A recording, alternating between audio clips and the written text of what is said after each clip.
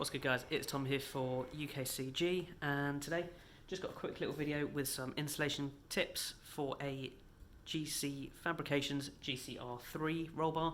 Obviously it's going to cover all of the GCR models. Okay, so obviously there is a install video out already done by Speed Academy, so definitely go and give that a watch because that is really nice and helpful. But obviously there were certain things that they didn't really go into much detail about, and these were kind of like problems that I found, so that's what I will be covering in the video for you guys. Now, first things first, I am going to let you guys know it did take me 3 months to have the bar delivered. I don't know whether that's because of the current situation in the world or whatever else, but yeah, just so you know, it was definitely a bit of a long wait to get it and a bit of a slog with lots of chasing up.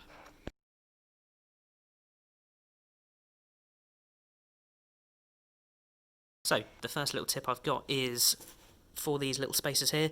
When you take it all apart, you will have 3 top hat spacers as well as 1 washer. One top hat spacer is slightly longer than the other 2, and that's what I've used in between and underneath here. So you need to use that as well as the washer, and then you use one of the smaller ones on top here.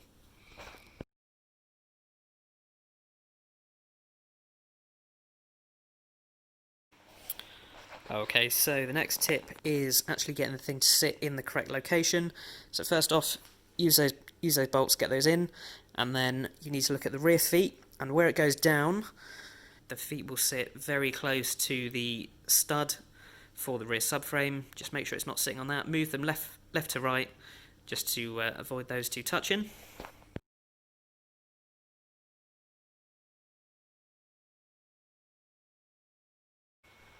Okay, so now for something that's very easily forgotten. I've got it, so make sure you don't. It's actually installing these interior trims before doing your final bolt up. Believe me, I bolted everything up.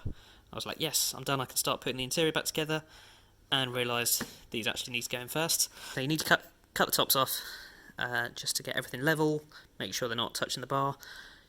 You don't have to go quite as mad as I did, like you don't have to go all the way back, but I did, and it doesn't bother me that much.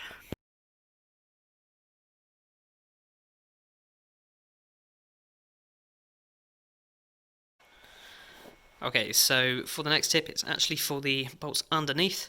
So once everything is bolted down, I would recommend going around the edges of the backing plates with either a seam sealer or tiger seal or something like that. Basically, I had a big tube of seam sealer, so I just used that, but you could use something else.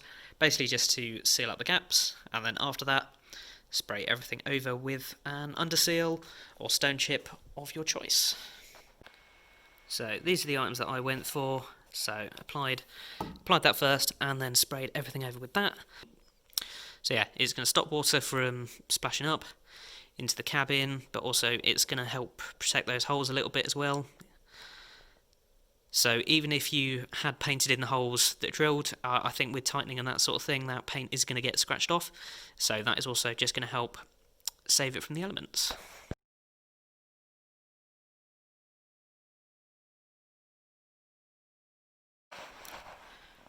Okay, so if your carpet cutting skills aren't quite up to scratch and you kind of cut a little bit too much carpet and you've got some metal exposed under there, just paint it black. Blends it in nicely. I don't think anybody's going to notice that.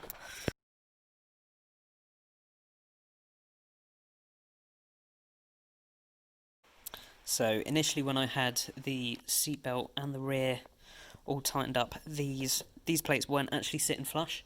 These are the ones on the front. Basically, when I was a little bit worried, but when I started tightening everything up, everything pulled nice and tight, so don't be alarmed if you find that. So yeah, there you have it. It's a nice and easy install really, so just kind of take your time with it, especially with kind of cutting out holes and that kind of thing in it. You can end up with a really nice OEM looking finish.